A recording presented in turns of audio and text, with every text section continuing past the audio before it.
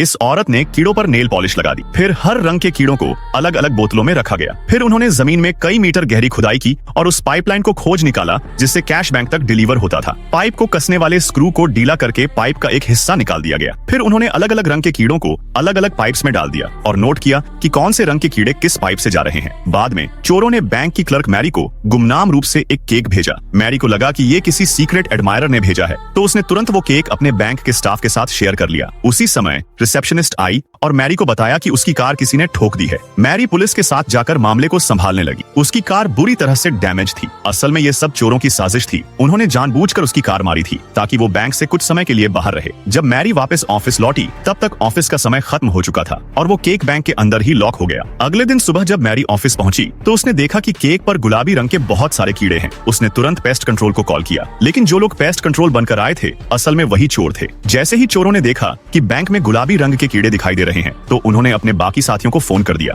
इससे उन्हें पता चल गया कि कौन सी पाइपलाइन बैंक तक जाती है। फिर उन्होंने बैंक के पास के नेटवर्क उपकरण को डैमेज कर दिया ताकि इंटरनेट बंद हो जाए। अब कार्ड्स काम नहीं कर रहे थे तो लोग सिर्फ कैश से ही ट्रांजैक्शन कर पा रहे थे। इसके कारण बैंक को लगातार कैश की जरूरत पड़ने लगी और कैश डिलीवरी पाइपलाइन से ढेर सारा पैसा बैंक के वॉल्ट तक भेजा गया। जल्द ही बैंक का वॉल्ट कैश से भर गया। चोरों ने एक डिवाइस बनाया, उसे एक छोटे से बाल्टीनुमा कंटेनर में डाला और फिर उसे उस पाइप में डाल दिया जो बैंक की तरफ जाती थी। डिवाइस पाइप के जरिए वॉल्ट के दरवाजे तक पहुंच गया। फिर एक तेज धमाके से पाइप का वन वे वॉल्व खुल गया। इसके बाद चोरों ने उस पाइप से एक बड़ी वैक्यूम मशीन कनेक्ट कर दी। वॉल्ट में रखा कैश पाइप के जरिए वैक्यूम से खींचता हुआ बाहर आने लगा। वे कैश को काले कचरे के बैग्स में भरते गए। तभी एक टेलर ने पाइप से धुआं निकलते देखा। उसे शक हुआ और उसने तुरंत पुलिस को कॉल कर दिया। 2 सिक्योरिटी गार्ड्स जांच करने पहुंचे। तब तक वॉल्ट पूरा खाली हो चुका था। चोर जो क्लीनर्स के भेष में थे कचरे के बैग्स में भरकर कैश को ट्रॉली पर रखकर बाहर ले जा रहे थे। बाहर निकलते समय उनका आमना सामना सिक्योरिटी गार्ड्स से हो गया। गार्ड्स थोड़े घबरा गए। उनके माथे पर पसीना था,